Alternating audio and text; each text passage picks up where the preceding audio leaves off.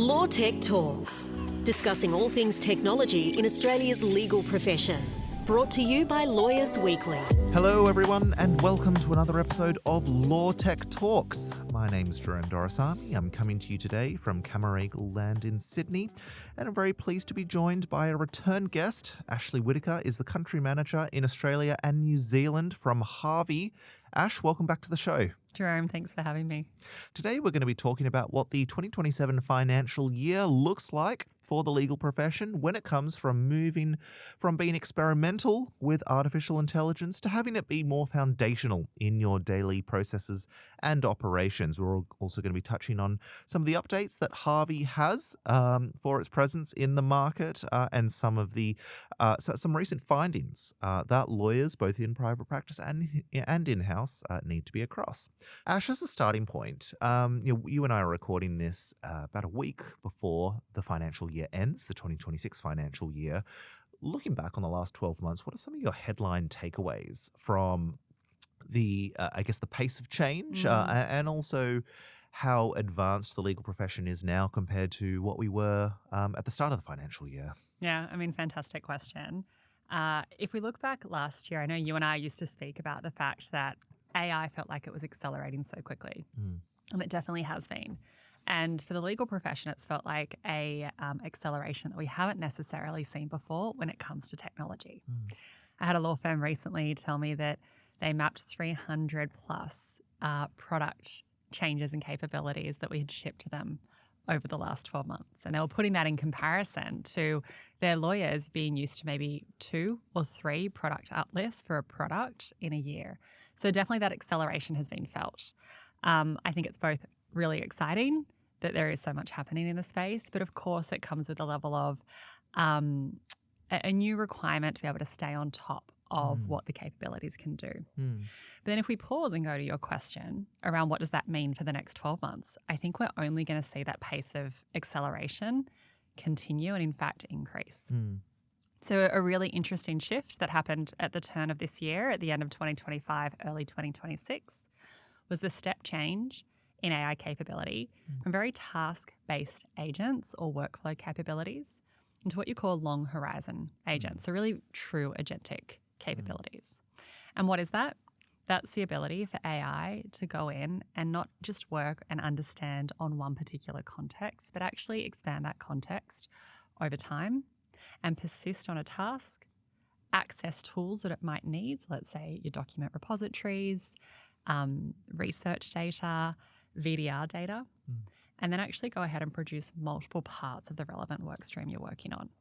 So the reason why I think that's quite transformative for this next step change is because we're moving away from that individual productivity and really into a world where lawyers are interacting with teams of digital agents. There's quite a bit to pick up on there, but I want to touch on the point about agentic AI. There's been a number of people talking about how 2026 is the year of agents. 2025 was apparently supposed to be, but that didn't quite pan out. We're now halfway through 2026 calendar year.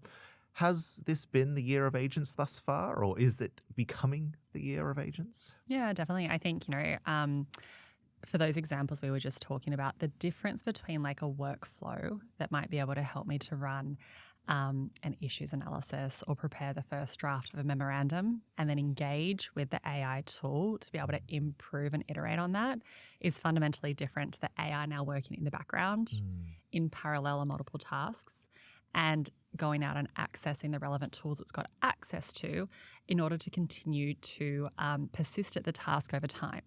What we're seeing, I think this is that fundamental shift, is AI, once it's been steered into the right direction, coming back to the lawyer and pinging them and saying this work is now ready. You've genuinely been able to walk away, get a coffee and come back to the task that's been completed and take it to the next stage. So yes, I do think this is a fundamentally different shift in agents. Yeah, and to an earlier point you made, it's less about making tweaks around the edges and just improving the efficiency of completing an individual task. It's about upending the full workflow and being able to reshape it in a way that makes sense. And I guess that is where this idea of moving from experimentation to having new technologies become foundational really comes to the fore. That's exactly right. And it's also that like crossover with, it's not just language anymore. It's language and it's PowerPoint image generation and creation. It's building out the full Excel table that interacts with the relevant memorandum that you're preparing. Yeah. So if I gave you a really concrete example, let's say I'm an in-house lawyer and I'm working on a product launch. And our executive team's asked us to go and run a bit of a, multi-jurisdictional analysis of the relevant risks or compliance requirements with respect to that product before we launch it for the business. As that individual lawyer, I might go to Harvey and actually get Harvey to run, 1, that executive memorandum of the risk analysis. 2, in parallel, produce the executive PowerPoint presentation that sort of graphically demonstrates what are those risks and across what jurisdictions. And 3, Harvey might actually produce a third part of the work stream, which is an interactive graph, which across the relevant jurisdictions surfaces the data, the risk category and the risk level, and allows you to actually interact and click on different parts of the data to drill in further. Having been a lawyer, that's just a fundamentally different way to engage with knowledge and information. And to the point we were making earlier, all 3 of those streams will go and be built in parallel, and then the lawyer will be informed once that's completed.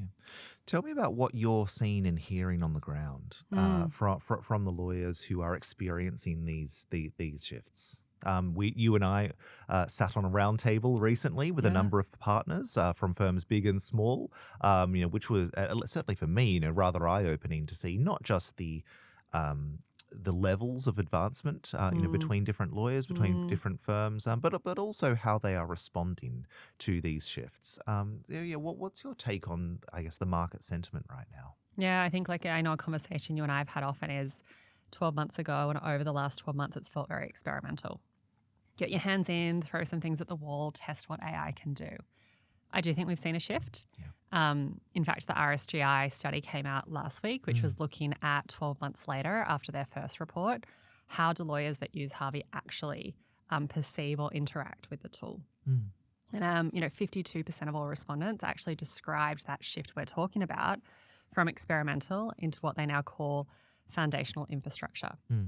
And having lawyers or law firms tell us that, in many ways, Harvey is more important to them than Outlook, which for a lawyer used to be where you would spend so much of your time, writing the advice, reviewing instructions, then producing the output.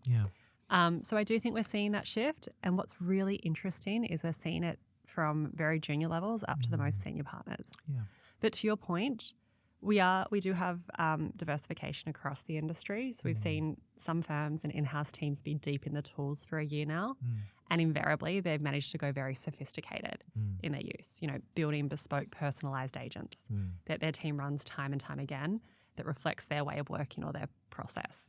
And then we have other teams that might be at the very early stages of actually testing, experimenting, or deciding whether or not to implement AI across all lawyers. So definitely there's still a bell curve.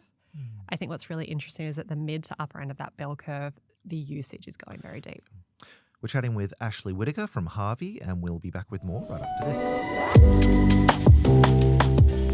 Ash, tell me a bit more about that RSGI report that you mentioned. I mean, what were some of the other, headline takeaways or implications, coming out of those findings, and certainly as they pertain to what FY27 could look like? Yeah, so as we mentioned just before the break, we were talking about across both in-house teams and law firms, 52% of respondents were describing Harvey as foundational technology or foundational infrastructure. So that was a pretty key overarching shift.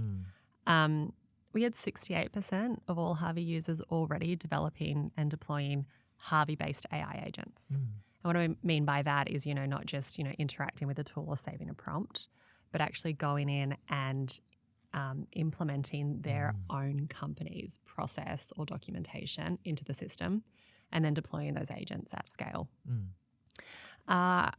The usage also increased on average. So I think it was about 11 hours for power users on average per week of time saving. So that was a significant shift from the prior year. And that's that idea of that time then goes into deeper work that can be done by the lawyer. And I would also say another key theme is that the depth of usage is different. So when historically it might be great, I might run some, analysis of my documentation or contracts. It's now using multiple parts of the tool at the same time and interconnecting those capabilities. Just on the point about teams developing their own agents, for use. What kind of teams are doing this? Is this, firms or large law departments that have the financial resources to do it, or are we also seeing some of the smaller players do it as well? Such a great question. We're seeing both. Okay. So in the larger firms and larger corporates, you definitely see there are teams working on what are the agents that we're building and deploying and then pushing out across the group.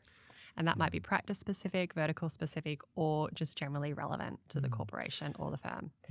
That said, about 2 months ago, we released what we called 500 templatized Harvey agents, and that's across every type of practice group. And it enables any law firm, a small law firm up to a large law firm, to take that due diligence agent or the Harvey litigation memorandum agent, update it easily to reflect your process, and then deploy it to the system. So the idea is they're not having to start from scratch. Even then, though, if there is no agent already templatized into the system, one of my favorite use cases is seeing lawyers just dictate to Harvey, talk onto the mobile, hey, this is what I need you to create by way of an agent. There's nothing further they need to do for Harvey to go in and actually build out that agent for them and then help them to test and iterate and edit the agent until it's producing their response. So I think agents can sound really scary, or like I might need a degree in, CS or coding. But in fact, the idea is that it's extremely user-friendly and any lawyer can put their subject matter expertise into the system, and then tasks that can be replicated can now be done by one click instead of having to rewrite the prompt or instruction every time into AI. Yeah, and I think what's also really cool about that is that one's level of advancement with agentic AI is not being dictated by or being constrained, by financial resources. It seems to be more of a mindset shift that has happened for a number of lawyers, regardless of how big or small their business is, and they're the ones who are really thriving coming into the new year. Absolutely, and I often laugh now that someone who used to type all the time, I've become a little bit of a lazy AI user in the sense that I just talk to Harvey all the time. And then I click on what we call our magic prompt or improve prompt button. And Harvey actually goes in and restructures it for me even before taking the further step of building the agent. And so to me, that's just so frictionless. I'm thinking out loud, describing what I want, and then working with the system to actually produce what is, to your point, quite a sophisticated type of output that years ago would have taken a lot of training. When it comes to transitioning from experimentation to having foundational use of these new technologies, what are some of the ongoing pain points that you're seeing when in being able to successfully make that transition? You and I have spoken about verification, for example, in the past. But from your vantage point, and perhaps from that research that we were talking about before, what are the ongoing pain points? Yeah, I think one trend that we've seen definitely is that law firms often used to just deploy to a small handful of users and then grow that experience over time. Really valid way to roll out AI. However, we have seen time and time again that when a firm or a corporation says, you know what, I'm actually going to give it to all users and we're going to bring everyone up that same curve of enablement, experimentation, and then depth of usage, you actually do see a much faster shift. And so the pain points are reduced because people can turn to their colleague, say, hey, I've been wanting to try X, Y, or Z. Have you done something similar? What worked really well? What didn't? And it's that knowledge sharing that you really see sort of like lifts all capabilities. So that's definitely a trend that we've noticed has had a huge impact of moving up the curve faster. Ash, I want to ask you about contract intelligence. So, instead of teams going and building their own contracting agents, is there a better way that they can be doing this? From Harvey's perspective. Yeah, really great question. So we announced in Forum at New York a few weeks ago a capability at Harvey that we call contract intelligence. And you're exactly right. So instead of having to build your own contracting agent as an in-house team, Harvey is deploying the capability to have that surfaced in-house already as a fully developed agentic system. So what does that mean? At a high level, I would say you describe contract intelligence as like an analytics and intelligence layer across all of the contracts that a company has to do, whether that's from, the lowest level cleaning contract up to maybe your $50 million Microsoft contract. There's a few pillars to this. Okay. So Harvey both will see where you stand. So it looks across what are all of these contracts across each product area and what is the intelligence that we have within the tool. It'll understand why you're adopting certain positions. So why have we always taken a fallback position on our IP assignment clause? Harvey will say, should we shift what the standard position is and address the playbook? And then third, it actually helps you to pull across portfolio level insights across the organisation to look at how often are we moving our contracts forward? Where are the bottlenecks? Do I need to update any of my clauses based on what we are actually negotiating today in real time? So you definitely see this capability now to go deep on contracting intelligence, not just applying a playbook. Sounds like lawyers are going to have to utilize or engage with the technology in new and different ways now, and certainly that could impact how they interact with their colleagues as well in terms of producing finished products. Yeah, definitely. So when you think about this contracting intelligence tool, let's say I'm an in-house lawyer and I open up Harvey and then my contract intelligence dashboard. I'm going to be able to see what contracts are in my review, which of those already require a review because they deviate from standard position, and then Harvey's going to have already run the first pass. So it is a slightly different way instead of leaning over to my colleague and saying, hey, do you remember where the playbook is? Or I've got this really, prickly clause. Do you have an example from another contract? Harvey's surfaced that internally. And then from the leadership level, there is a separate dashboard view where the legal ops team or the CLO or the GC can come in and have a look at the institutional knowledge that sits across it.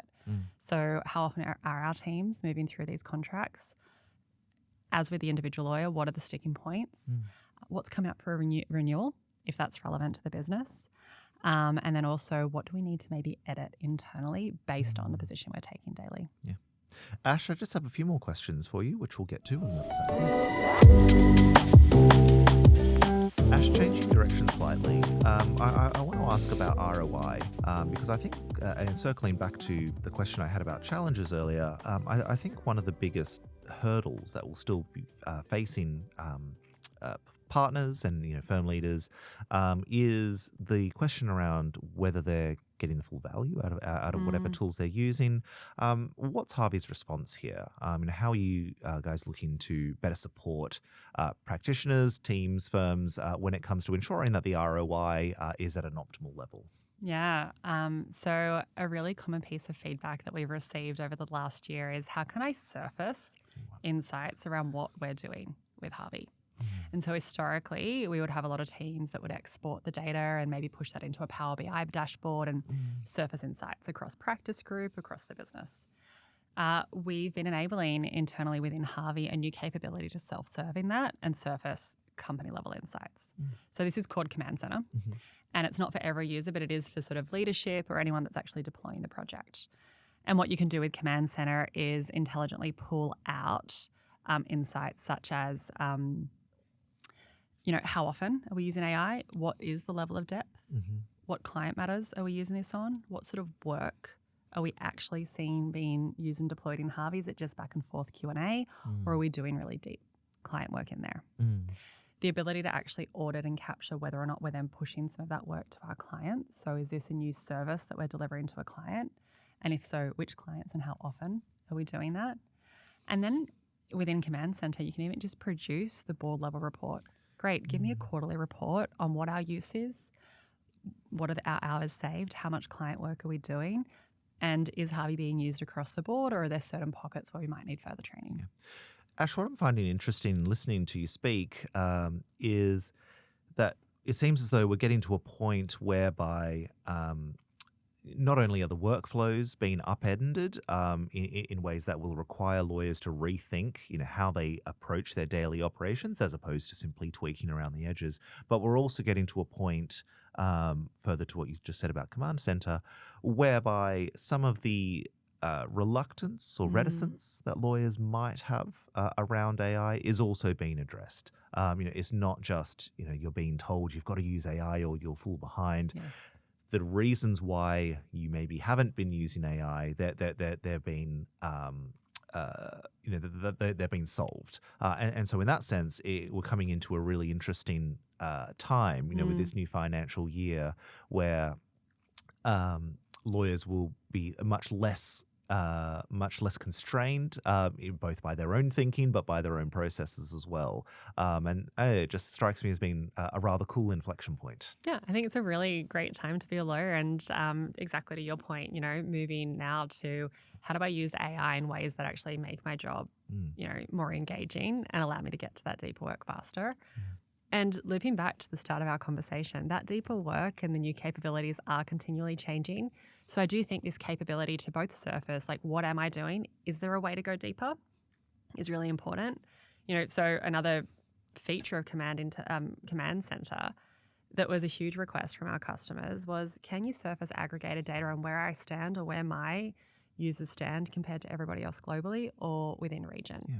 And then from that, can you suggest what are the next capabilities I should turn on and make available to our lawyers? Ash, looking ahead to the next financial year, what predictions do you have?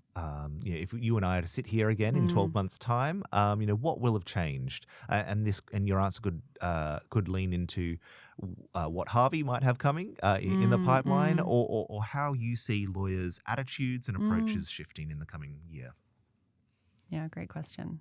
I think 3 key shifts that I see, to the point we made earlier, I believe we'll start seeing key work streams being picked up by AI running the first pass in parallel. So definitely that full work stream instead of task-based work, and the lawyer orchestrating or steering that work and then reviewing the output before it's finalized. I think the second thing is that we'll start to see teams of agents. So we expect by the end of this year, every lawyer using Harvey will be working with teams of agents on the type of work they do. So I do think that is a fundamental shift from what we've seen historically. And I think the third shift is probably we are seeing a new way of collaborating for external counsel or outside counsel and in-house teams. So using, for example, in Harvey shared spaces, we're seeing a shift from sending instructions or key sensitive documents via email, now working through a shared space or a matter and project-aware space that enables everybody to have transparency in what you're doing, but also surface the relevant insights in real time. And further to that, what excites you about some of those predictions, whether it be the changes to first pass, whether it be the improved collaboration between external providers and in-house teams? What are you most looking forward to in the coming 12 months with all of these shifts? Yeah, I think that what most excites me is just the new types of work we can be delivering.